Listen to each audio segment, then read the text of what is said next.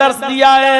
हजरत उमर फारूक रज़ी अल्लाह ताला अन्हु पे नजर डालो, बैतुल मुकद्दस फतह हो गई। ये वही बैतुल मुकद्दस जो आज यरूशलेम में यहूदियों ने अपने कब्जे में ले रखा है। मेरे भाइयों, ये हजरत उमर फारूक के जमाने में जब फतह कर लिया गया था और लोगों ने, यरूशलेम वालों ने, फिलिस्तीन वालों ने, बैतुल मुकद्दस के लोगों ने हजरत उमर को पैगाम भेजा, आइए और बैतुल मुकद्दस में 2 रकात नमाज पढ़ लीजिए। आइए, ये बैतुल मुकद्दस फतह कर लिया गया, आप इस बैतुल मुकद्दस का मुआयना कर लीजिए। हजरत उमर मदीने से चलते हैं, बैतुल मुकद्दस तक आते हैं, एक ऊंट पर सवार हैं, ऊंट के ऊपर पीछे खाने पीने का सामान लदा हुआ है। अब उस ऊंट के ऊपर एक ही आदमी बैठ सकता है। हजरत उमर अपने गुलाम अफलाह के साथ चलते हैं। हजरत उमर फारूक ने के नियम बनाया, अरे मेरे गुलाम, इस ऊंट के ऊपर एक ही आदमी बैठ सकता है, मैं बैठूंगा तो तुमको लगाम पकड़ना पड़ेगी ऊंटनी की और लेके चलना पड़ेगा, और अगर तुम बैठोगे तो मुझे ऊंट की लगाम पकड़ना पड़ेगी और मैं इस ऊंट को लेके चलूंगा। तो चलो ऐसा करते हैं, तो 1 मील ऊंट पर तुम बैठोगे, मैं लगाम पकड़ूंगा, और 1 मील में ऊंट के ऊपर बैठूंगा, तुम लगाम पकड़ोगे। ठीक है। अब सवाल होता है, पहले कौन बैठे? हजरत उमर ने कहा तुम बैठो। अफलाह ने, गुलाम ने कहा आप आका हैं, अमीरुल मोमिनीन, आप पहले बैठो। हजरत उमर ने कहा अमीरी और गरीबी कोई इस्लाम के अंदर हैसियत नहीं रखती है, छोटा बड़ा कोई हैसियत नहीं रखती है, तुम पहले बैठो। उसने कहा मैं पहले क्यों बैठूं, आप पहले बैठिए। कुरानदाजी होती है, 2 पर्चियां डाली जाती हैं और उस पर्ची पर सबसे पहले जो नाम निकलता है वो उमर फारूक का निकलता है। हजरत उमर फारूक ऊंट के ऊपर बैठते हैं, उनका गुलाम लगाम पकड़ के चलता है, 1 मील चलता है। अब हजरत उमर फारूक के उतरने की बारी आ जाती है। हजरत उमर फारूक ऊंट से उतरते हैं और अपने गुलाम अफला को ऊंट पे बिठाते हैं। अब 1 मील ऊंट के लगाम को हजरत उमर पकड़ते हैं और उनका गुलाम ऊंट के ऊपर बैठता है। इस तरीके से 1 मील का सफर तय हो रहा है। 1 मील उमर बैठते, 1 मील उनका गुलाम अफलाह बैठता। इसी अंदाज में जा रहे हैं, यरूशलेम आ गया है, बैतुल मुकद्दस अभी कुछ दूर है, अजान का वक्त हो जाता है। यरूशलेम के यहूदी या ईसाई आते हैं, हजरत उमर फारूक से कहते हैं आप लोग क्या कर रहे हैं? जवाब दिया नमाज की तैयारी। फरमाया नमाज कहाँ पढ़ेंगे? फरमाया आसपास कोई मस्जिद नहीं है, इसलिए हम इसी रोड पर, इसी सड़क पर अपनी चादरें बिछाएंगे और नमाज पढ़ लेंगे। उन ईसाइयों ने कहा ये हमारा गिरजा मौजूद है, पक्का बना हुआ है, पक्का बना हुआ है। ऐ अमीरुल मोमिनीन, आप हमारे गिरजा में नमाज पढ़ लीजिए, आप हमारे गिरजा में जहाँ ईसाई पूजा करते आप यहाँ नमाज पढ़ लीजिए। हजरत उमर फारूक ने फरमाया तुम्हें मालूम है कि जहाँ मूर्ति होती है वहाँ हम लोगों की नमाज नहीं होती है। मेरे भाइयों, उन लोगों ने, ईसाइयों ने कहा हमें मालूम था जहाँ मूर्ति होती है वहाँ नमाज नहीं होती, इसलिए मैंने जीसस की, ईसा मसीह की मूर्ति को हटा दिया है, मैंने गिरजा को धो दिया है, अब वहाँ कोई मूर्ति नहीं है, सलीब की कोई निशानी नहीं है। आप इस रोड पर क्यों नमाज पढ़ेंगे, गिरजा में नमाज पढ़ लो। हजरत उमर ने कहा अगर मूर्ति नहीं है तो कोई बात नहीं है, तब तो हम तुम्हारे गिरजा में नमाज पढ़ सकते हैं। हजरत उमर ने और उनके गुलाम ने वुजू बनाया और दोनों गिरजा में चले गए।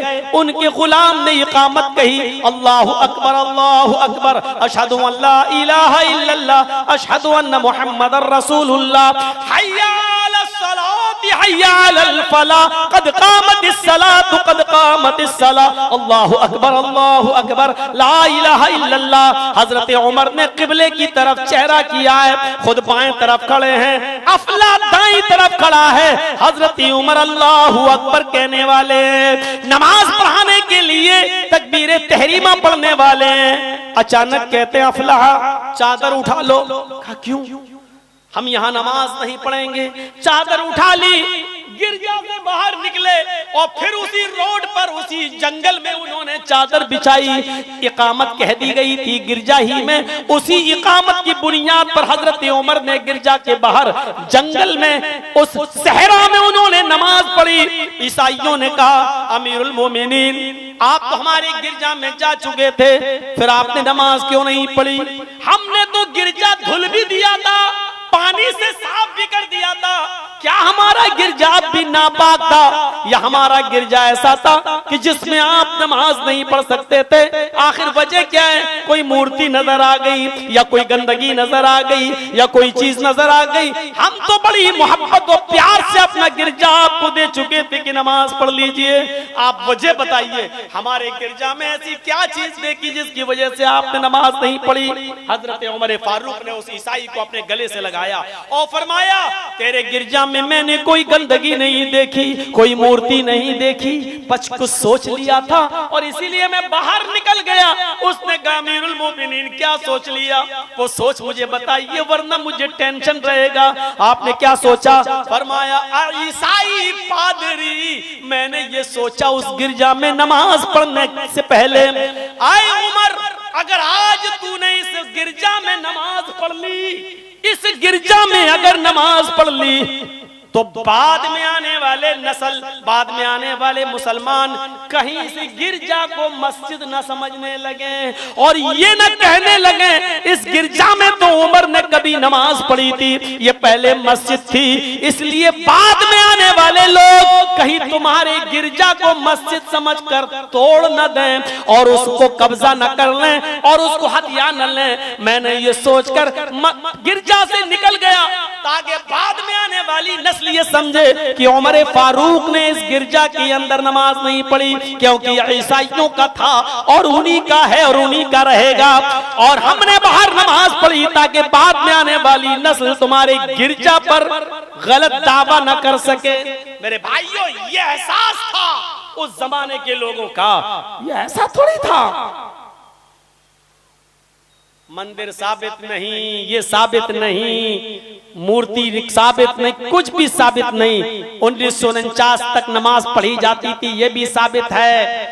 और तुम्हारा पक्ष गैर मुस्लिम भाइयों का हिंदू पक्ष ये भी साबित नहीं कर सका कि यहाँ पहले कभी मंदिर था और बाबर ने कभी मंदिर तोड़कर मस्जिद, ये कुछ भी साबित नहीं हुआ। लेकिन इसके बावजूद फैसला ये किया जाता है कि आस्था की बुनियाद पर बहुसंख्यक को देखते हुए ये जगह हिंदू भाइयों को दी जाती है और इसके बदले में मुसलमान भाइयों को 5 एकड़ जमीन दूसरी जगह मस्जिद बनाने के लिए दी जा रही है। ये फैसला होता है, साबित कुछ नहीं हुआ लेकिन फैसला ये दिया जा रहा है सिर्फ इस बुनियाद पर। तो मेरे भाइयों, हजरत उमर फारूक तो इसलिए निकल गए उस गिरजा से कि बाद में आने वाले लोग कहीं इसको मस्जिद न तसव्वुर कर लें, निकल गए। और मेरे भाइयों उसके बाद फिर वहां से बैठे और फिर चल दिए 1 मील इधर, 1 मील अफला, 1 मील उमर, 1 मील अफला, 1 मील उमर, 1 मील अफला, बराबर बैठते गए, बराबर जाते गए। बैतुल मुकद्दस दिखने लगा, 1 मील की दूरी रह गई। लोग बैतुल मुकद्दस के पास खड़े हैं, यहूदी भी खड़े हैं, ईसाई भी खड़े हैं, मुसलमानों का तो जत्था लगा हुआ है।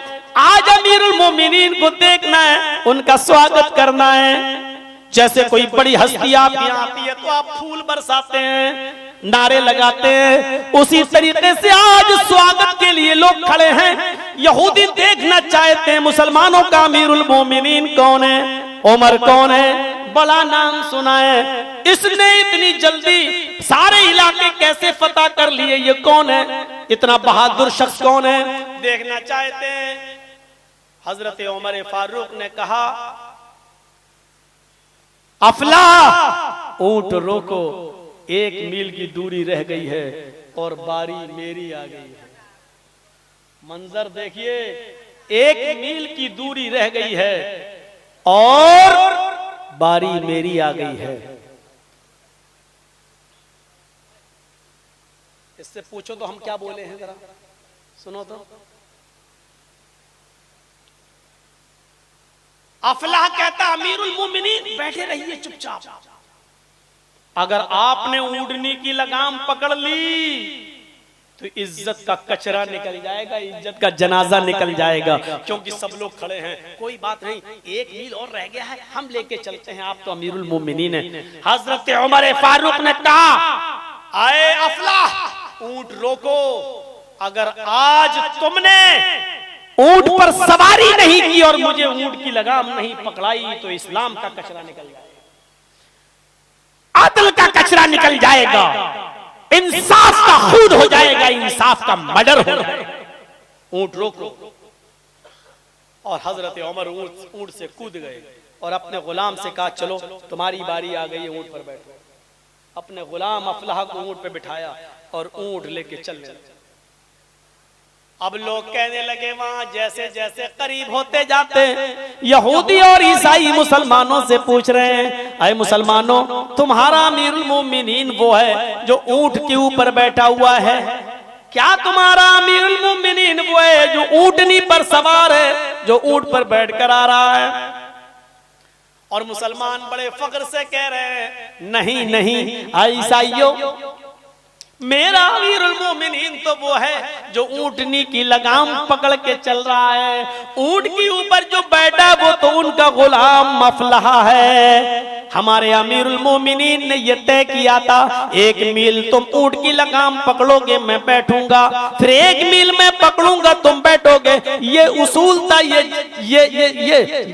उसूल था, यही सिलसिला चल रहा था कि यहाँ आते आते हजरत उमर फारूक के ऊंटनी की लगाम पकड़